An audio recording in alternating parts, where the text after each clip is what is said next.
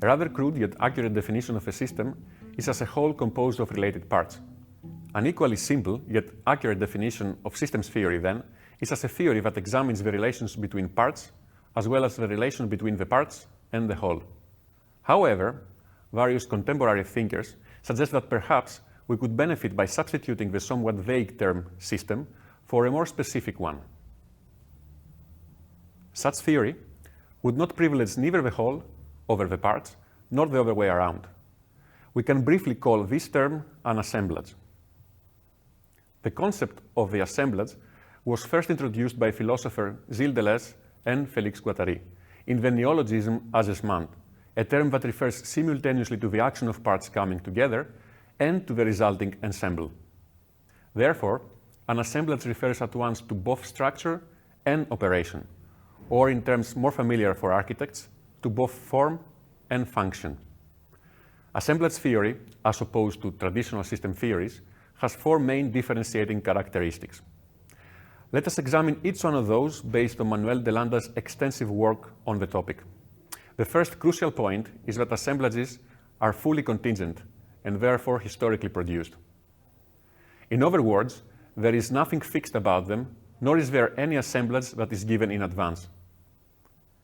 Each assemblage, each system, in other words, is produced, and it is the logics of its production, as well as the logics of the processes that maintain the parts in sustaining their coming together, that need to be examined.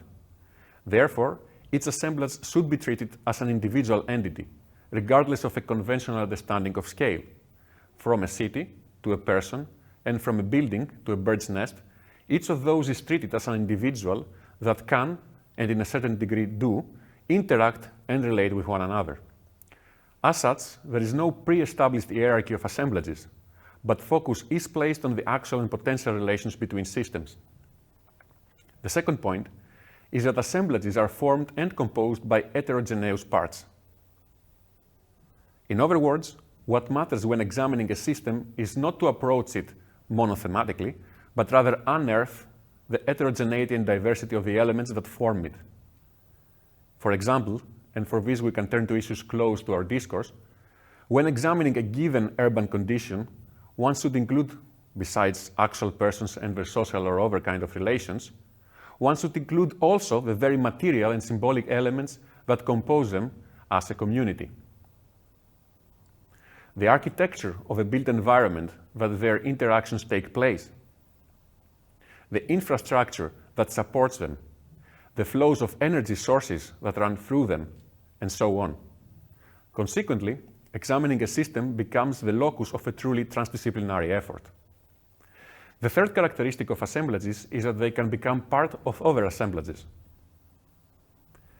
Keeping in mind that the conventional understanding of scale is not useful here, assemblages can be conceptualized as micro and macro, depending on the relations with other assemblages that they partake or that take place in them.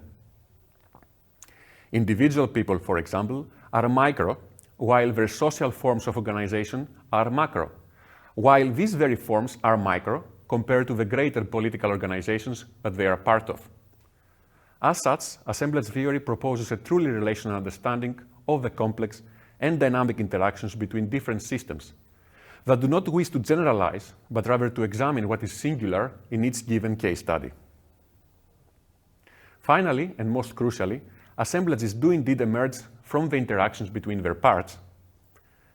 But once an assemblage is formed, then it immediately starts acting as a source of constraints and chances for those constitutive parts. Wholes emerge in a bottom-up way, but they have a top-down influence on the parts.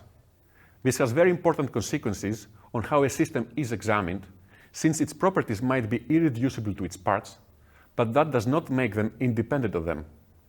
For example, a city has properties that cannot be reduced directly and solely to its buildings, the infrastructure, and the communities that compose it. However, once any or all of these parts cease to exist, those up to now irreducible properties of that city also cease to exist. The importance of assemblage theory, therefore, is that no system can ever be assumed to have fixed, eternal, and static properties that would eventually lead to a reductionist and universalizing account of it. In other words, with assemblage theory, systems become embedded in time, they become dynamic and in a continuous intensive relation with their parts.